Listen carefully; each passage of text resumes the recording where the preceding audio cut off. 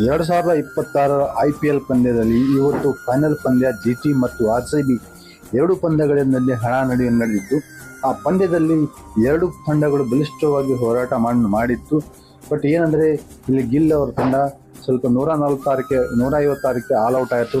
ಶರಣಾದ ನಂತರ RCB batting ಪ್ರಾರಂಭ ಮಾಡಿದ RCB ಮೊದಲಿಗೆ ವಿರಾಟ್ ಕೊಹ್ಲಿ ಮತ್ತು ವೆಂಕಟೇಶ್ ಅಯ್ಯರ್ ಇಬ್ಬರು ಬ್ಯಾಟಿಂಗ್ ಪ್ರಾರಂಭ ಮಾಡಿ ಅವರಿಬ್ಬರ ಜೊತೆ ಆಟದಲ್ಲಿ 56 ಜೊತೆ ಆಟ ಆಡಿ ವೆಂಕಟೇಶ್ ಅಯ್ಯರ್ ನಿರ್ಗಮಿಸಿದರು. ನಂತರ ಕೊಹ್ಲಿ ಹಾಫ್ ಸೆಂಚುರಿಯನ್ನು ಮಾಡಿ ತಮ್ಮ ಆಟವನ್ನು ಮುಂದುವರಿಸ್ತಾ ಹೋಗ್ತಾರೆ. ಮತ್ತು ಅದೇ ಥರ ಡೇವಿಡ್ ಅವರು ಕೂಡ ಚೆನ್ನಾಗಿ ಆಟವನ್ನು ಆಡಿದರು. ಪಡಿಕಲ್ 2 ರನ್ನಿಗೆ ಔಟ್ ಆದರು. ಹೀಗೆ ಇವತ್ತು RCB ಫೈನಲ್ ಮ್ಯಾಚಿನಲ್ಲಿ ಚಾಂಪಿಯನ್ ಪಟ್ಟವನ್ನು ಪಡೆದು ನಮ್ಮ ಬೆಂಗಳೂರನ್ನು ಹೆಮ್ಮೆ ತಂದುಕೊಟ್ಟಿದೆ RCB. ನಾವೆಲ್ಲರೂ ಮರಿಬಾರದು.